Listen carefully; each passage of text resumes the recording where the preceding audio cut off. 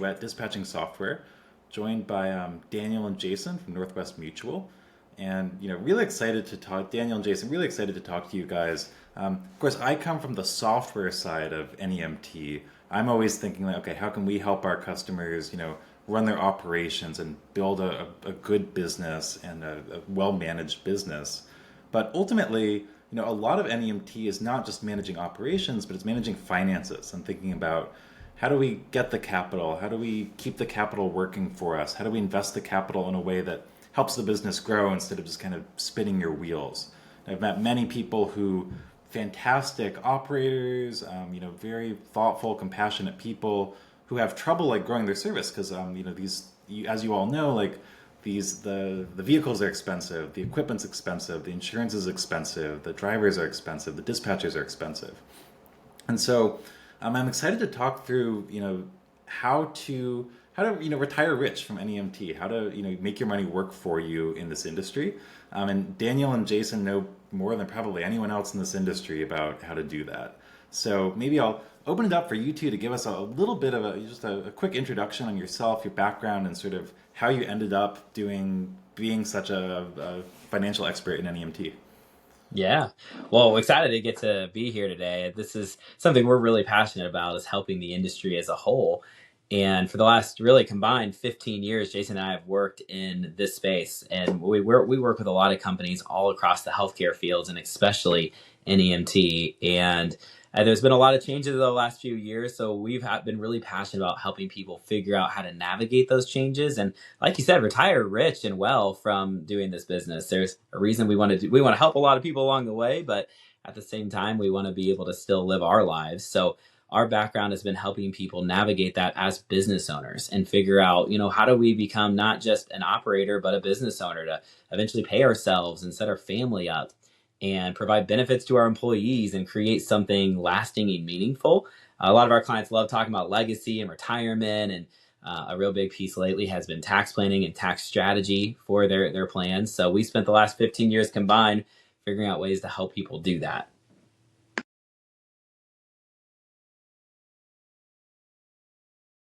Yeah, just to echo off of what Daniel was saying. I mean, I think that where a little bit more about us is that we work across the country with 46 different states right now, and have the ability to work with really anybody wherever they're at. And because of we spend a lot of time crossing the country and going to different conferences and sitting down and talking with people that are doing the things that you're doing on a regular basis. And I think that's where we're able to really be able to put ourselves, kind of be where your feet are at as well, and know what the struggles and know what the different problems or challenges you experience on a regular basis. I think that's where we're able to really sit down and have good quality conversations centered around what the vision is for each individual person, and it gives us an ability to learn a little bit more about what is important to them, and take what we know from a financial perspective and be able to apply that to what their vision is as they continue to grow. And I sat down with both of you the other day, and chatted through like, oh my, what am I doing to save for my retirement? How am I thinking about my finances? And these guys were very helpful, and I highly recommend. I think it's a great experience. They don't charge for that sort of thing. Just like go hop on a call with them, chat, ask questions, and I think you'll leave. I left with sort of a better understanding of what I was doing with my money and what I could be doing with my money. We've just having conversations like this always breeds good opportunities, and a lot of times we talk about finances being something important, but it's not something that a lot of people are really diligent about and saying, here's the things I want, and here's how we're aligning my money with the things that we really want. For a lot of people we meet, it's like the just money comes in, they don't really know where it's going. They look back on their last few years and like, I know I could have done better. I know there's things, money I left on the table or opportunities I didn't take advantage of. But a lot of people we're meeting, when you're running a business, a lot of times you don't have the time to figure out, is the high yield savings right for me? Should I be an S corporation? How much do I pay myself? It's hard to really take the time to have those conversations. So we get that a lot where people are like, I've never really sat down and just like thought through this and spent an hour looking at my finances, even though they know that's something they really should have done. So even just creating a space for people to think through what they're already doing and maybe learn some new things too. Yeah. Yeah. So anyway, I'd like to start off by, chatting a little bit about NEMT at a high level. And I know you all have sort of heard the talk of Medicaid cuts and various sort of concerns. There's also the general trends of like, the population's getting older, more people need transport, more people have mobility challenges. There's the growth of like the value-based care programs and, Medicare Advantage, various state Medicaids. What are your thoughts about whether it's a good time to be in NEMT or a good time to get into NEMT as someone who's maybe in home care or some sort of adjacent industry right now? Yeah, I'll kick that off. I think it's looking at the industry. I almost think about it like anything. If everything were perfect, everyone would be doing it. And we look at what's happening right now as a road bump. It's something that, yeah, it is changing, but those roadblocks also mean that the people who do it well are going to be able to create a bigger impact and have more opportunity. And we look at times like this, and there's a lot of industries that are a lot like this. If you look at any one of those industries, the industry is not going to go away. There's always going to be a need for what we're doing. How we're doing it might be changing. And I think when those changes happen, the people that are going to be rewarded the most are the ones that are able to adapt to that change. So I think that the folks who look at this and they're worried and they're like, oh, this is going to end business or it's going to get rid of the industry are those who are really just not willing to adapt to change. But the way we see it is as long as we're good business owners and we're well structured, this is actually a time that can create new opportunities for those who are willing to adapt and learn. Because we also see that the industry is not going away. And we're even encouraging, like you're talking about, other businesses to get into this and to create other arms of their business, because we just think that at this point, diversifying your businesses and the way that you're building wealth, that's what's really going to be important when there's a lot of change going on. Mm-hmm. And like, Yeah, just I mean, oh, sorry. go ahead. No, I just said to echo off what Daniel was saying. I think that this is, while yes, there are maybe some concerns or even a little bit of fear of jumping into the industry when we do have some uncertainty within the Medicaid and some of the changes that are happening. I also believe that this is probably one of the best opportune times to jump in when you have the business, when you are aligned with with the changes that are going to happen, because I think it's much easier to get into the industry once you have a clear understanding of what is coming at you, and adjusting can be hard, especially if things have not been always done the way they should have potentially been done, or if there's changes that need to be made within the business. But right now, with all of these changes, I think what it's doing is going to open up the opportunity for those in the industry or healthcare adjacent that are looking to expand their businesses to take advantage of the opportunity as they are making the adjustments and doing it at the right time. I think in a lot of ways it comes across a little bit restrictive in some of the changes that are being made. However, I think it's going to create the opportunity for those who are operating properly to really be able to take advantage of those, because those clients still have to go somewhere. And I think this industry is to Daniel's point, is not going to go away. There's so many different arms to within this business. Myself and Daniel talk to business owners across multiple parts of the healthcare industry, and there's really very few places where NEMT does not have a place, or at least have an opportunity for growth or add growth within those arms within the industry. Yeah, and I completely agree with both of your takes there. I'll add that right at this exact moment in NEMT, actually, there's a big shakeup going on with Motive Care. They've declared bankruptcy. It's sort of unclear I mean, they're continuing operating for now. We'll sort of see where they land. But a lot of contracts are shifting around. Like, I talk to a lot of NEMT owners. I'm doing demos every day. People are telling me like, oh, this contract moved from Motive Care to MTM, or I mean, even some of the other contracts are shuffling around. Like, it's a very sort of chaotic time, and there's a lot of again, these people who still need rides. It's the same set of people, and so I think now is an exciting time to get into NEMT and pick up some of the contracts that are swirling around trying to find a good home. Yeah, we think about it like real estate. It's the easiest time to buy is when everybody's buying and real Yeah. estate's strong, right? But if we look back at history, all the buyers want to buy in 2008 and at the bottom when everything was pennies on the dollar. But during that time, it feels like it's not the right time. And just like you said, we see this in other divisions of healthcare when we say opportunities because they are splitting things up, and these really big conglomerates that could have taken over the whole market. and we're just trying to make it really easy, aren't going to adapt as quickly as sometimes smaller shops can adapt. And individuals who are willing to go and adapt and take those clients where otherwise they wouldn't grow and they wouldn't be willing to change, and we can. And a lot of our clients are willing to go and figure out the new systems and ways to take over those contracts. So that's why I do think there's the opportunity right now, like you're saying. We're seeing the same thing, and that's not just in NEMT. We're seeing it in home care and assisted living facilities and residential living. We're seeing a lot of change up, and for some companies it's going to hurt, but for others that means opportunity that we may have not had before.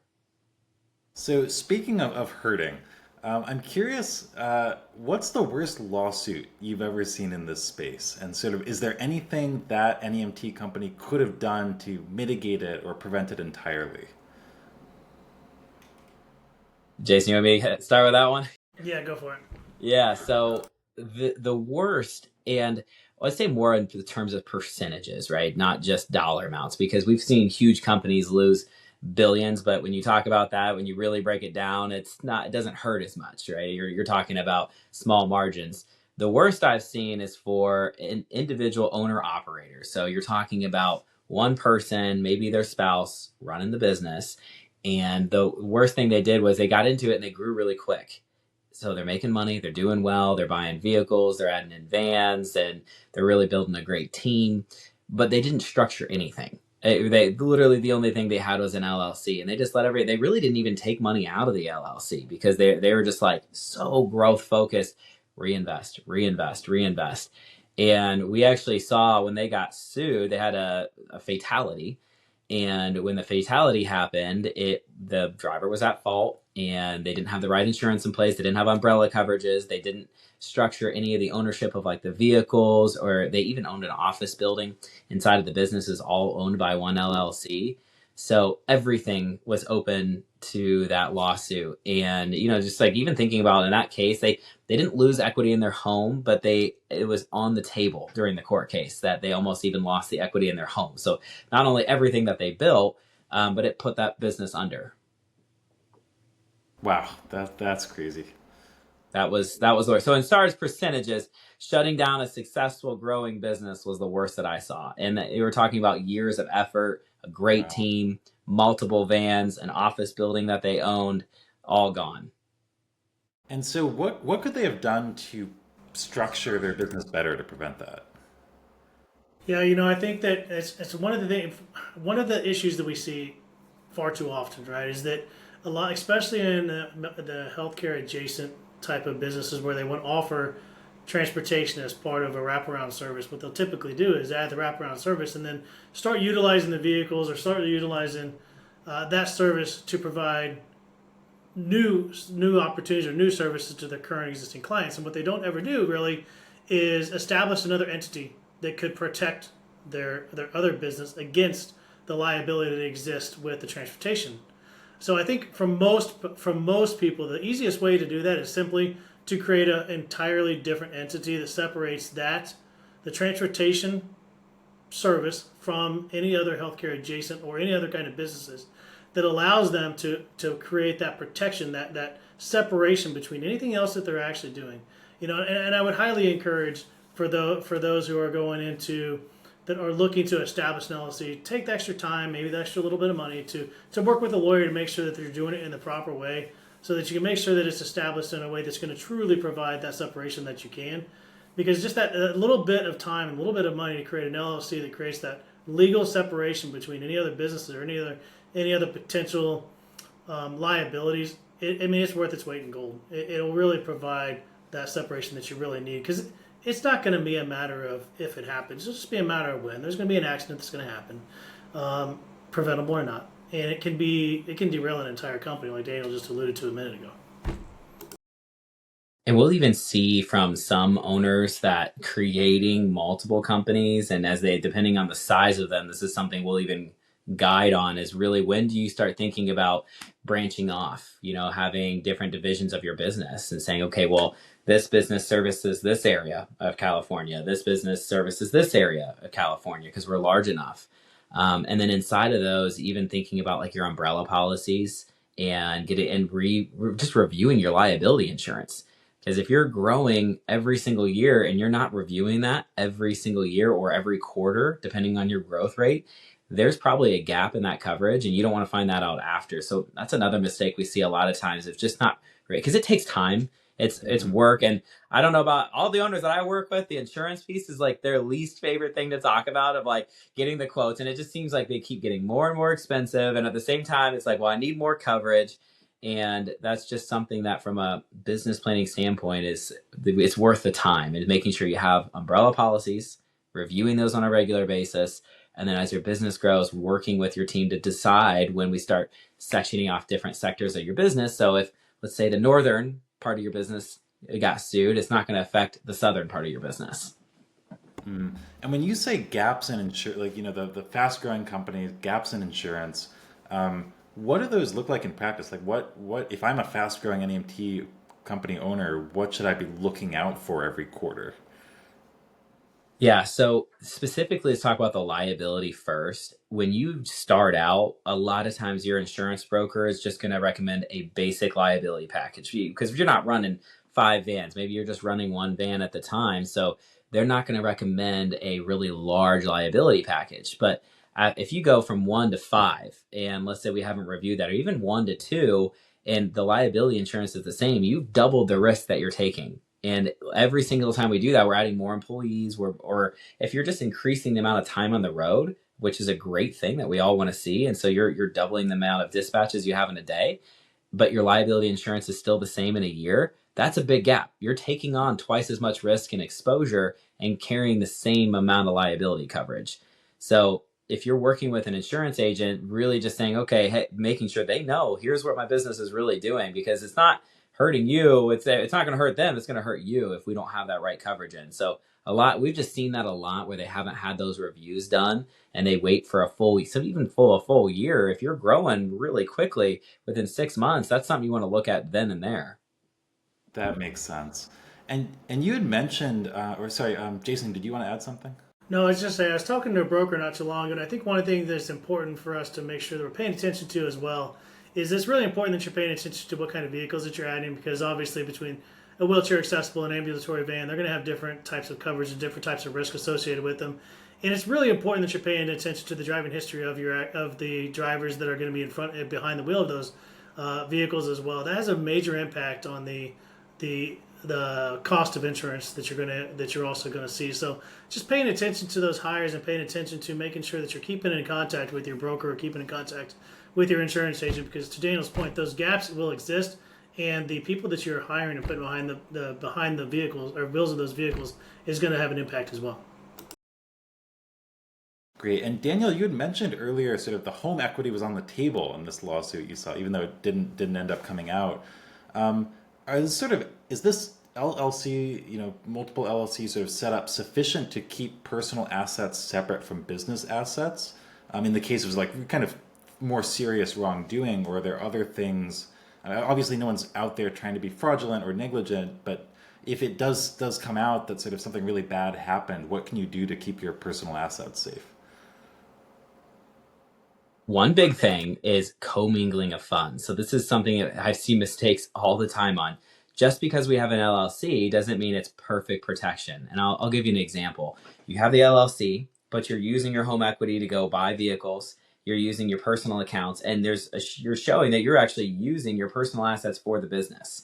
So in the for the court case we saw, when you're actually using those for your business and putting them up for your business, you can actually say, hey, those assets might actually be the businesses, or they might at least have, and it's like what they call almost piercing the corporate veil, because you're showing you're using those assets. So things like using your personal account to go pay employees, and using a retirement account and just pulling directly from there, or your personal investment accounts to go and buy vehicles, pay employees, cover expenses.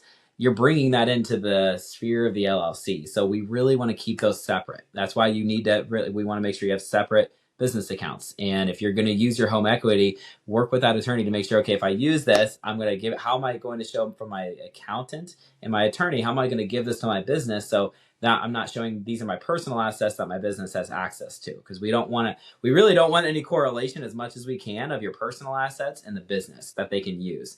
So that's one mistake that it can often expose your personal assets by accident because you're using them for the business. And now it's almost like, well, it's kind of think about being married, right? It's like, well, did you really have this before the marriage? Or when you two were dating, you really built it together, then you got married. And now it's hard to really tell, like, did you have these assets before marriage or are these marital assets? And it's the same thing. You're marrying that business. Are these marital assets for the business or not? Is the right way to do it that, like, once a quarter or something, I transfer, 10K of my personal money into the business account, and then all my payroll and everything comes out of that account? Or I mean, at a high level, sort of, how do you think about it? Yeah. Yep. And that's where your account, yeah, Jason, why don't you take that? I Yeah. was just saying, I think that it's obviously very specific to each individual business. However, I think that too often when we first start off, especially when we're maybe not bringing in a ton of money, it's like, oh, we're not bringing enough money to make too much of a difference between our personal and our business accounts. And the way I look at it, whether you're an LLC or whether you're an S corp or whatever you are, and however you have established your business, I think it's very important that you establish those boundaries very early on. Personally, I think that one of the biggest mistakes that we make is we don't pay ourselves at the beginning. We're taking distributions, or we're basically taking money from the business as we need to pay our mortgage, or we need to pay our vehicle, the cost of our ability to live our life, or we're still working a 9 to 5, and we're not paying attention to the distributions we're taking from our accounts. And I think it's really important early on from the very beginning that you're establishing those accounts in a separate business entity.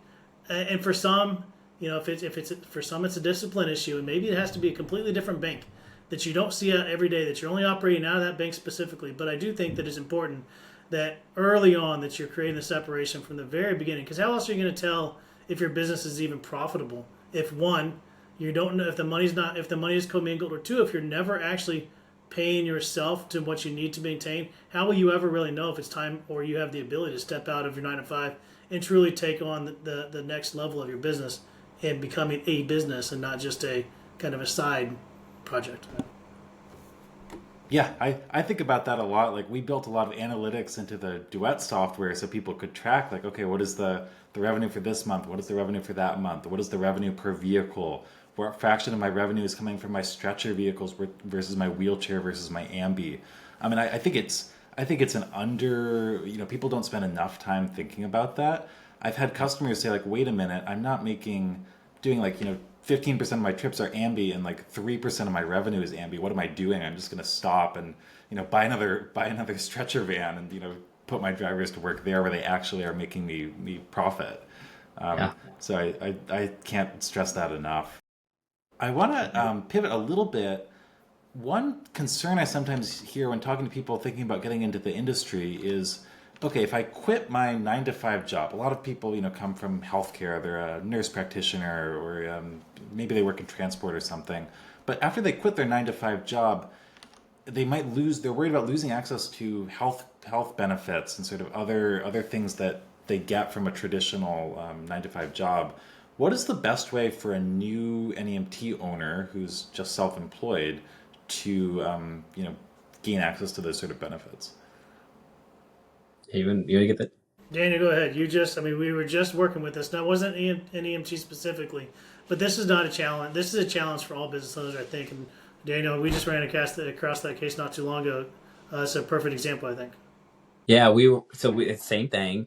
If when we're going at one, just figuring out, all right, I know I'm going to lose these benefits, and having a target. I think this is the first way. Almost a lot of people don't think about this, of getting clarity on what you need to make to be able to replace those benefits. Because a lot of times people say, hey, I'm making 100,000 over here, and then I'm going to go in and my business is making 100,000, so I'm ready to quit this job.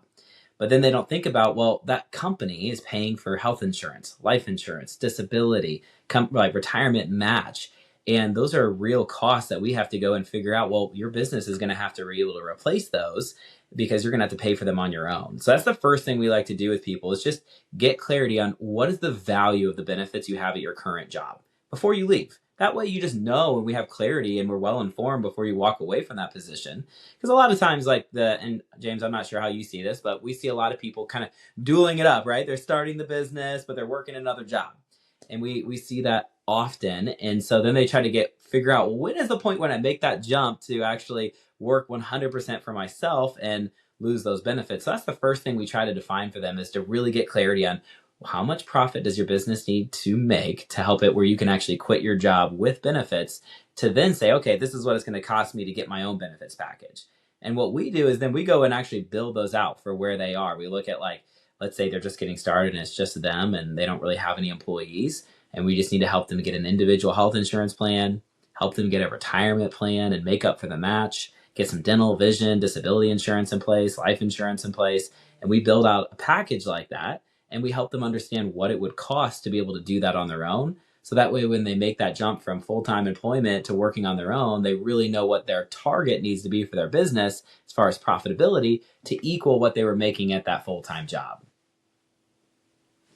That makes total sense. And what about as we think about scaling up an NEMT business and hiring employees? What's the best way to think about providing benefits to your employees? Hey, Jason, you want to take that one? Yeah, I think that for most new businesses, I think we need to make sure that we're paying attention to any state requirements. There are going to be state requirements depending on the size of the company and how many W-2 employees you actually have. So you need to pay attention to each individual state to make sure that you are providing the benefits when you need to. However, prior to that, I think it's one of those things that's very specific to each individual business, because from a cost perspective, it can be fairly costly to provide those benefits to each individual employee from a business perspective. So a lot of times, what myself and Daniel will come to, and we'll talk to our business owners, and what we'll end up doing is we'll sit down with those W-2 or 1099 employees, depending on the situation, as an individual entity, and talk to them on behalf of their business owners, and make sure that we're taking care of it from a perspective of, like, do we have the right benefits in place for themselves? Are we taking care of them from a personal side of the house? Because from a business perspective, it depends on the size. Sometimes those plans can be very costly, and we just got to make sure that it's going to make sense that we are providing those benefits when needed, but also not at a cost to where it's going to really make the business not be able to function as we need to. Because if the business can't function as we need to, none of the rest of that really matters. Yeah, and what about as people are thinking about selling their NEMT service and actually retiring, and maybe they would still like dental insurance and health insurance and this sort of thing. Maybe they're retiring early. Maybe they had a very successful business and they're not eligible for Medicare or some of these other services. Um, any words of wisdom from working with people in that situation? Yeah, I can take that. So yes, absolutely. When it comes to selling those insurance costs, especially depending on the age, like, good for you if you're doing this in your 30s and 40s. I think it's a different scenario than most of the folks we work with are typically around 50 to 60 when they're selling those businesses. And it is a real cost. So when we're creating their retirement analysis, we are absolutely looking at, like, you're going to have to go and pay for this for yourself, and it's going to get more expensive. So we really have to build that into the target of what they're selling their business for to accommodate for the healthcare costs. Because sometimes when they're selling a business, they've had a group plan in place that's pretty well priced and beneficial for the business, and now they're going to be coming off of that group plan from the company that they owned because they sold it, going on to an individual plan, and it's going into the thousands of dollars per month. And that's a very real cost that's only going to get larger, especially if you start thinking about, in the industry we're all in, there's a very high likelihood you're going to need some kind of long-term care and retirement, and how to finance that and how to pay for that. So when we're building out a target, when we're selling, we try to actually give the owner an estimate and say, we really need to sell for at least this much for you to maintain your true lifestyle. And that's including inflation, increasing healthcare costs, and going on to an individual plan from a company plan like that. But we see a lot of times people are shocked. They're like, you're telling me I'm going to literally be paying more than my mortgage and insurance costs. And we're like, yeah, we absolutely are. And that's why we also have to make sure every dollar that we're managing and that we're working with is being put to work to help offset those costs. Because that's really one of the most expensive things as you really walk into that space of no longer working, is the healthcare costs. Yeah, I bet it only gets more expensive over time for sure. So I want to dive into another topic. This is kind of a meaty one. The question I often run into is people saying, hey, okay, so I'm finally making, maybe been a year or two, I'm finally like making a decent profit off of my NEMT service. What do I do with that money? Do I pay off debt that I took out from my business? Do I buy more vehicles and reinvest it? Do I set some of it aside for retirement, or does it make more sense to grow the business quickly and then think about retirement later? And again, this is not a there's no immediate right answer, as you know, but what should people be considering when they're deciding how to allocate their money in this kind of situation? Yeah, and I think that's a loaded question for sure, right? Because it's very very specific to each individual person. That's those are the conversations me and Daniel really appreciate because those are when the conversations become very real. Because I think for a lot of people, unfortunately, we take the advice based off of what the trend is on social media or what somebody next to us was doing, and too often we don't take into account what do we really want. That's where one of our, probably the biggest meat and potatoes of our conversations that we have with our clients is we sit down and we want to understand what their vision is from not only from their business perspective of what does it look like over the next couple of years in terms of growth and what they're going to accomplish, but more importantly, why are they doing it, what's important to them, and how are they going to then, when it does come to retirement, maybe it's retiring earlier, maybe it's retiring at normal retirement age, or maybe it's just a quality of life. We have to have a really true understanding of what that looks like because what you do with your money I think is very specific or very much dependent on what you want to ultimately do with your lifestyle. So sometimes it is reinvesting back into the business if you're in a growth phase of your business, but sometimes it's very much is preparing for what the next phase of your life looks like and how. Because I think too often we think it has to be one or the other, and there's a very real opportunity cost of not investing into the proper vehicles early on because there's one thing we can't really get back. We can't get back time. And if we sacrifice the time at the behest of going and getting another vehicle, which is important for the business, but we don't invest into other growth vehicles for years because it took us that much longer to get to that point, it could very much change your ability to retire when you want to. So I think it's a very specific conversation for each individual person. I know that's not a really great answer to give, but I think that's also where we get ourselves in trouble is we want the right answer for everybody, and there's just not a right answer for everybody. I think it's very much important that we have those conversations that are centered around what is important to our business owner, what do they really want to leave behind when the time comes, rather either to the next generation, or some people don't want to sell their business. Maybe it's an extra strategy to pass the business down to the next person, and we've got to figure that out by having just genuine conversations centered around what's important to them. And I'll build on that too a little, just for like philosophies Jason and I have had over the years of working with folks. Because like you said, it's going to be so specific, but some general philosophies we have is we really do like to see people build a nest egg first and foremost. We love paying off debt. We love doing things, but when you don't have something to fall back on, it's really hard to grow a business and feel good at night. So I think focusing on knowing what is it clear, how much do I need in my nest egg before I start investing? We need that clarity. And what are the different types of debt that I have? What's the difference between good debt and bad debt?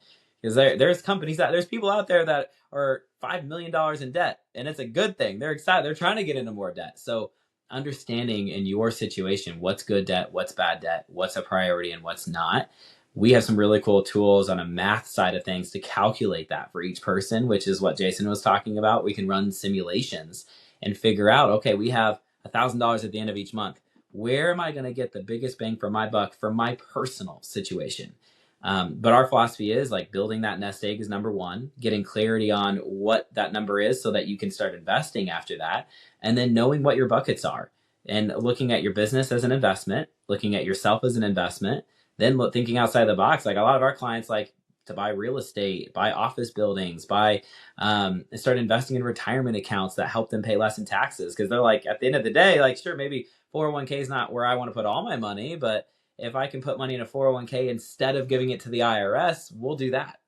And getting that clarity to know, is that the right tool right now? Versus the mistakes of, we look online, everyone says, oh, throw a 401k is a really good tool.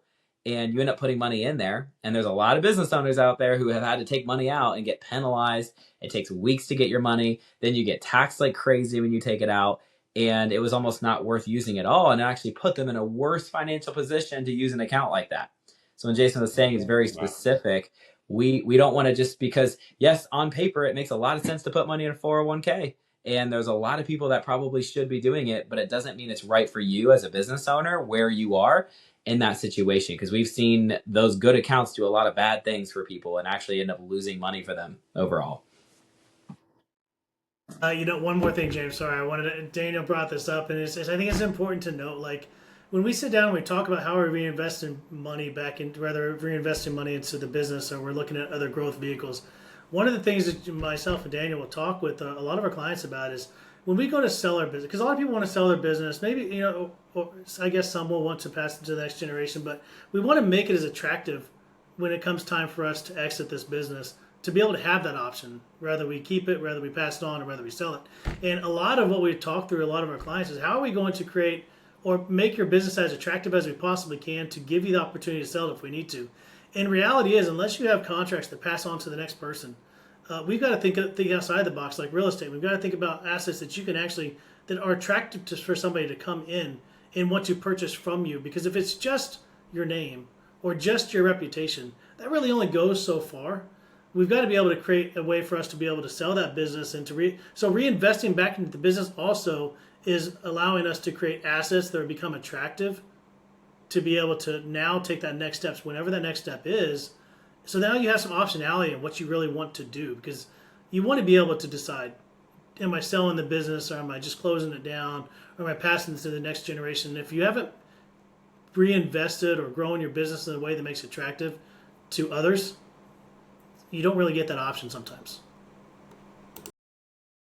It's a great point. I've heard cases of like even in like dentistry or something where the value of the sale price of the business just skyrockets if you name it, you know, Shiny Teeth LLC instead of like O'Donnell, MD's practice, because then private equity can feel like they can come in and Yes. build it into their business operation, and it's not dependent on you, the owner's personal presence. Work yourself out of a job. That's what we want you to see. We want your business working without you as much as we can. And we have found having assets, having the financial house in order allows you to do that a lot quicker, and making it where you have the right people in the right place.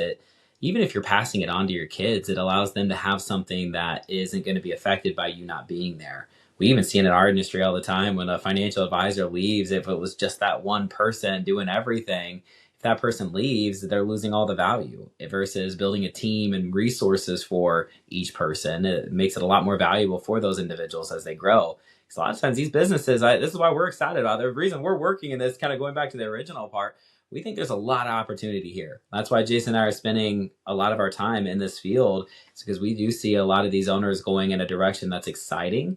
And we think there's going to be a lot of big sales over the next 5 years, which is fun to see. So people getting out, and that also means there's some opportunity for those who are buyers out there to find some really cool businesses they can buy and really build into something special.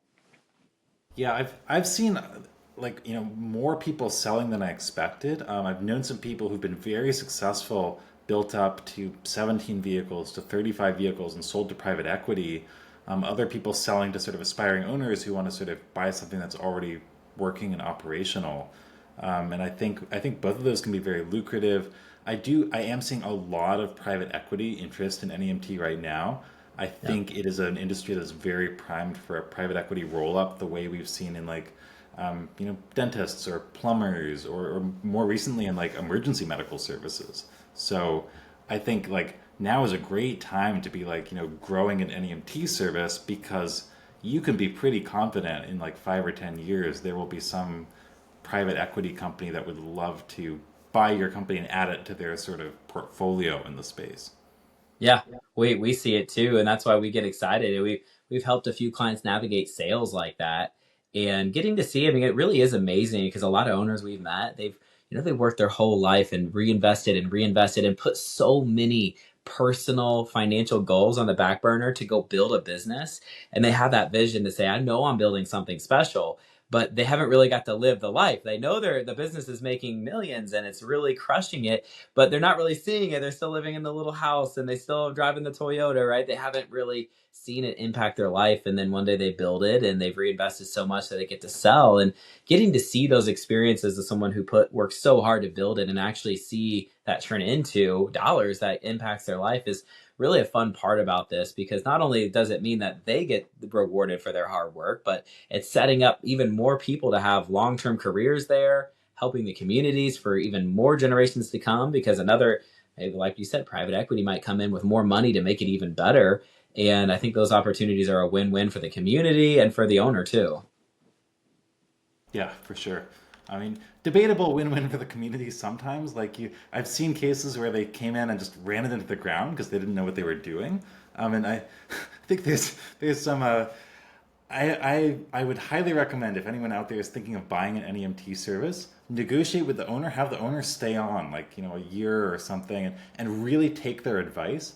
Talk to a lot of owners who have sold and been like, I kept telling the new owner like, hey, you got to do it this way, and they were like, I don't want to hear your opinion anymore. I'm the owner now, and then promptly just like they lose their biggest contract, the revenue falls off a cliff. They're like scrambling for outside consultants or something to help, and the original owner who had been there for 15 years was right there the whole time. It doesn't make sense. Use your resources, right? And put yourself in a position where the business can be around for a long time.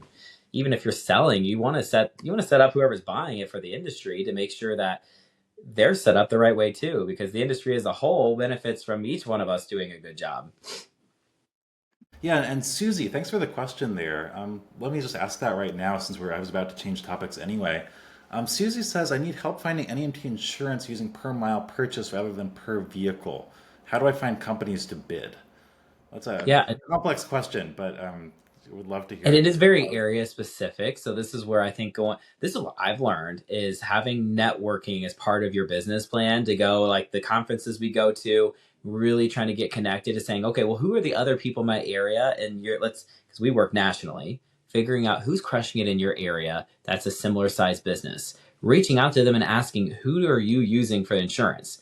Because I found it is so area specific. That's what I have always guided people to do is if you can't figure those out, call the other owners in your area, see who they're using. A lot of times with referrals like that, they're very much willing to go and refer out their insurance people. And I think that can help out a lot of finding the right ones to go and quote those out and do that, like we talked about at the beginning, on a regular basis of reviewing those insurance policies. Yeah, and I think Daniel, you were at NEMTAC with me. I probably met 10 different people who specialize in selling insurance to NEMT companies. So they are out there. They can be kind of hard to find. Like they don't. It's hard to find something on Google sometimes, but they're out there. I mean, I've got to do a webinar about insurance, I think, at some point, or at least write an article or something listing all the different resources. I will really second the idea of asking even competitors in your area for advice, because oftentimes I've met a lot of people who love working with their technically their competitor, but in addition to sharing resources like, oh, this is the cheapest insurance you can get, or oh, Yeah. try this sort of benefits program. You can do things like say, oh, I have too many trips today, or I got a trip on the other side of town that's more in your service area. Could you cover that for me? And they'll just pass trips back and forth. And I think it benefits the community really well if the NET services that are doing a good job work together and collaborate in that kind of way. And I know, Susie, I saw you say on there, like in your area, a lot of times they don't talk. And we actually see that in a lot of businesses, people have that idea that they don't. And sometimes that's just the way we approach the other owners and how we're pitching, like why we're reaching out and what we're trying to connect about. I think there are a lot of common ground for every single business between other business owners. We see this, we joke around, like when you look at other businesses like McDonald's and Burger King, you would think it's like they don't benefit each other, but they really do. Burger King benefits from all the research McDonald's does because McDonald's does all the research to figure out where's the best place to go. And Burger King gets to go and say, well, we're just going to go adjacent. And you see it with gas stations, hotels, restaurants, because there's somebody that's doing that research. And I think as long as we understand that as business owners, that other people probably have resources we want.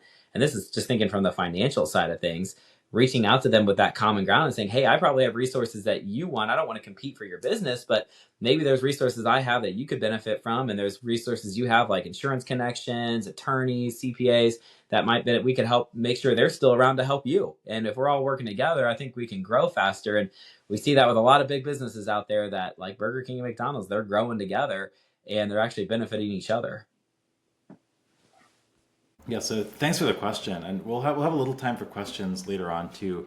I have one more topic I want to cover, which is diversifying income streams, and I'm curious about sort of both directions of this question. Like, if I'm an NEMT owner, is it worth my time to think about getting into home care, getting into relocating seniors, to a nursing home from a residential or vice versa, etc. Um, and then I'll follow up with another question about sort of getting into NEMT. But first, we'd just love to hear your perspective for current NEMT owners.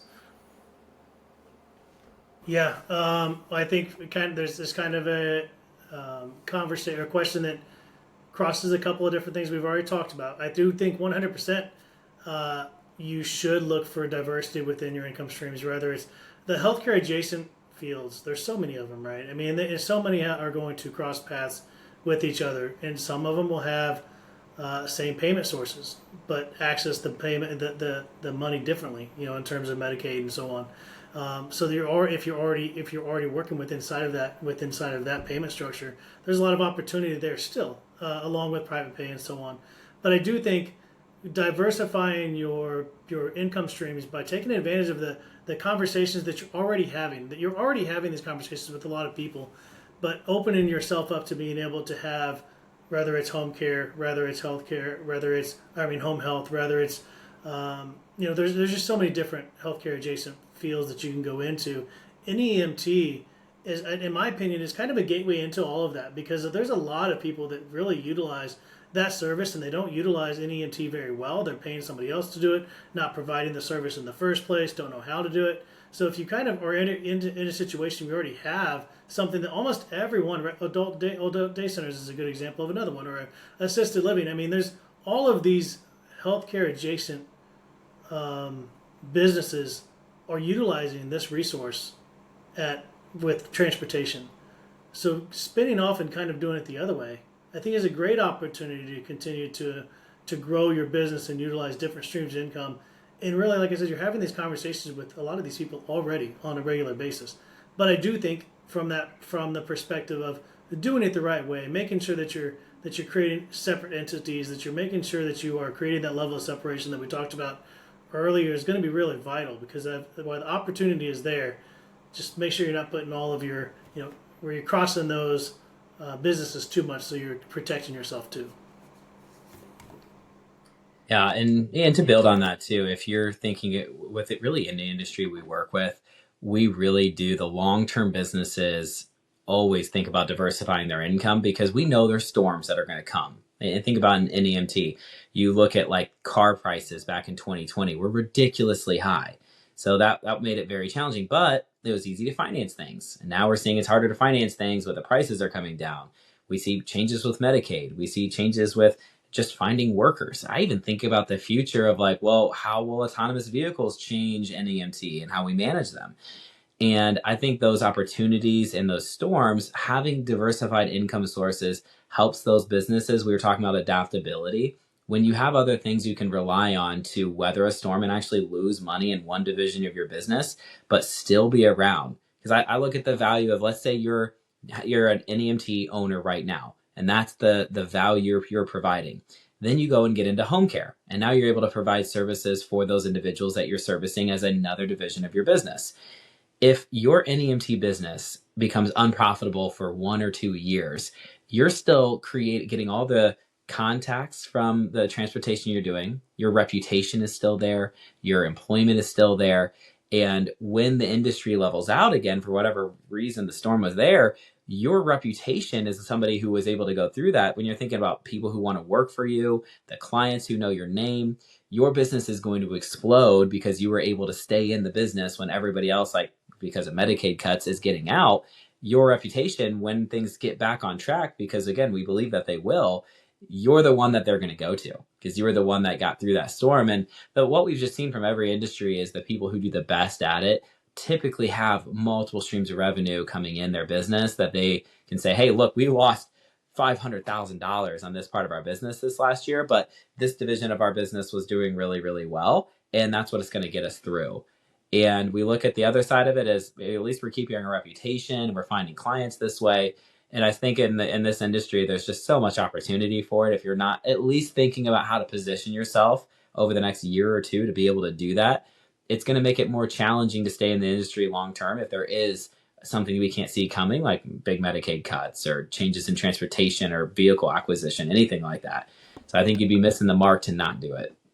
And sometimes it's the most bizarre things, like think Colorado had this issue where they like sort of really opened it up. Suddenly anyone could start an NEMT service with very little regulatory approval. Of course, what happened is a ton of fraudulent companies started, and we're totally unprepared for wheelchair transport and everything. But it cratered the price until Colorado was like, oh my god, what's happening, and sort of froze all new applications. And so you just have sometimes these weird local market ebbs and flows of the business that you want to be prepared for, as you said. And I really like that you've emphasized the sort of synergy on the business development side, I guess you could call it, where I've seen people do really well with like home care and NEMT because they build such a close personal relationship with the local nursing homes or the local, emergency department or something. And so when they're sending people home, they're transporting seniors, oh, this senior also needs home care. Whether it's at the level of facilities or it's at the level of individual riders. Like I've seen people be very successful. They get a contract with a nursing home, they hand their business card to every single person going to the nursing home or the adult daycare or something. A lot of these people are maybe still need rides outside of that context. And so then when they need to pay $50 to go visit their granddaughter or something, they call up the same service. And so you can kind of be an a one-stop shop for like elderly people or people with mobility challenges, and get into all kinds of adjacent businesses just depending on what your current customers are asking you for. It's that, you talked about that customer base is really where the value is for a lot of Right. this, is having connections where your name is respected and trusted and referable for Hmm. every business we work with. That's the real value, is saying we want that data. We want the ability, if your drivers are out there getting referrals from the people they're transporting because they're building relationships with them. And we know how big that the connections are. They probably have a sibling, a friend that also needs the same thing, that it's way easier to get a referral to that friend who would trust you and say, hey, you've got to use James Company. They're the best, than just doing an ad and spending a bunch of money and they don't have any real stickiness to work with you, versus they get a referral from their brother and then they hear they want to stay with you. It's a lot harder for them to switch companies if they got a referral to you. And I think that's really where the value is. And if you're able to provide other services in that same sphere of the clients you're working with, we've seen a lot of clients do really, really well with that.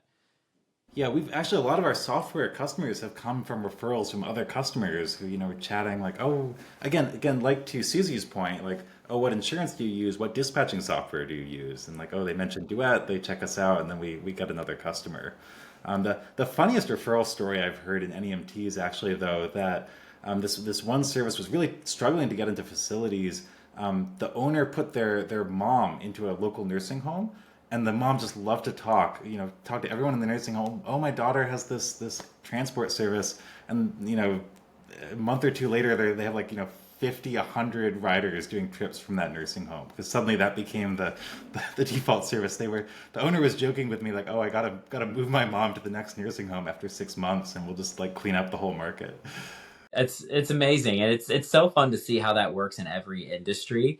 We get to see the financial side of it for so many different types of businesses, and that's why you're talking about diversifying your income. And even just on the personal side of things, what we've seen from creating other sources of revenue, like thinking about owning the office building you're working out of and buying real estate one day and building personal wealth, it helps keep the business around. And I think about, imagine a storm that these cuts happen for a short period of time and Medicaid cuts down and it causes a disruption in the NEMT market. There's going to be a lot of businesses that will go under because they were not well prepared.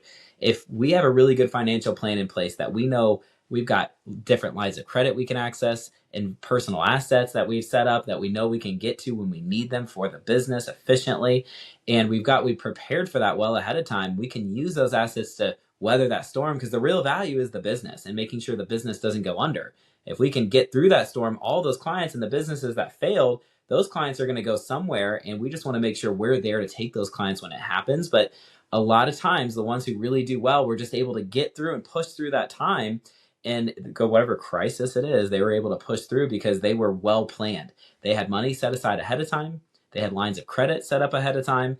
And we work with clients all the time on, when things are good, this is when you want to be planning for the bad times. Because when these cuts happen, or when prices change, or weird things like in Colorado happen, it's too late. We can't go to the bank now when things are going bad and get lines of credit and set up accounts and save. we want to do that well ahead of time so that we can weather those storms and keep the business afloat.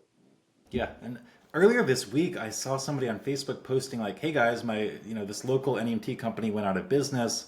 I bought 40 vehicles for like practically nothing. They were giving them away. How do I start an NEMT business? I've got 40 vehicles." And I think there's a lot to unpack in that post. I'm kind of curious to follow along with that story, but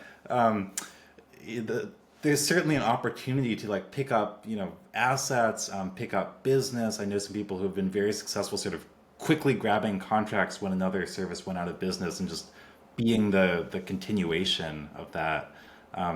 So yeah, great discussion.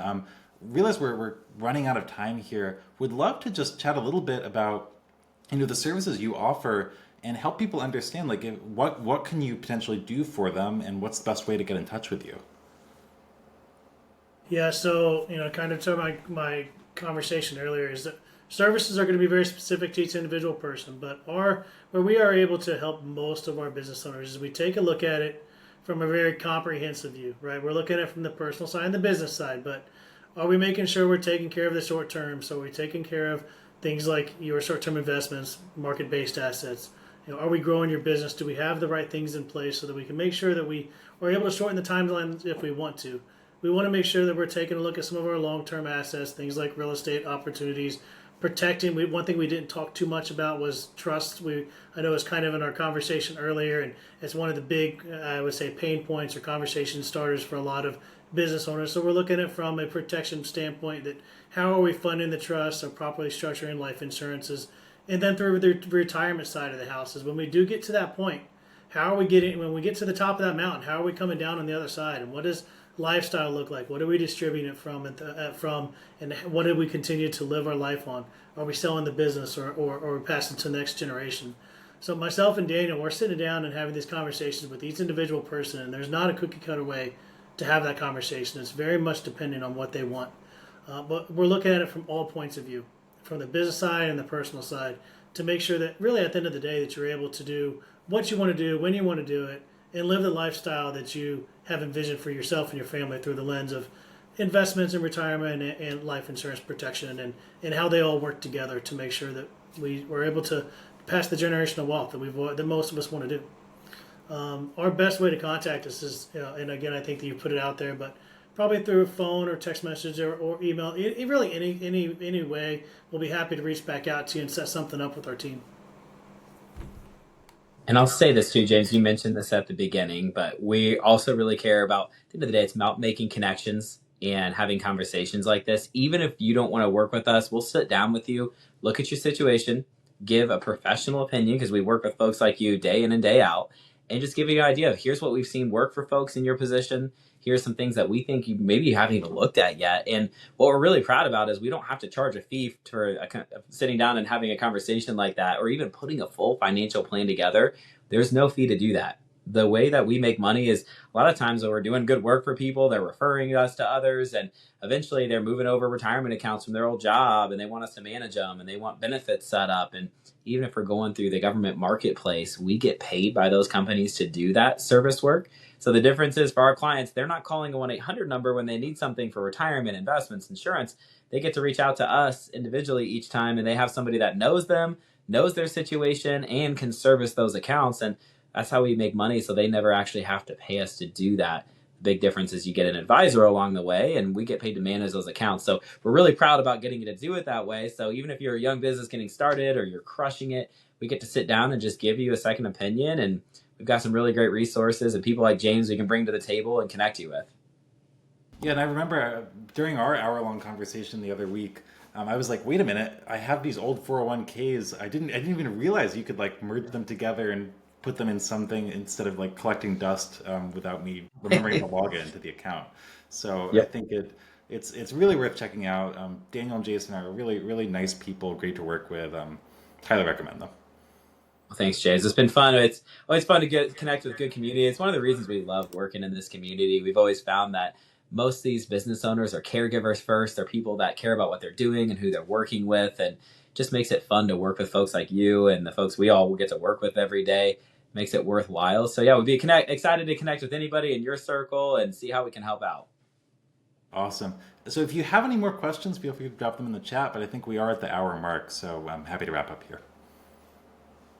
All right. Well, thanks everyone. Always enjoy having great guests like Daniel and Jason on our webinar here, and we'll post the videos shortly. We'll have contact info for everyone. And again, I'm James Adamo from Duet, Daniel and Jason from Northwest Mutual. Please reach out to us if you'd like to learn anything else. Thanks everyone. Thanks, James.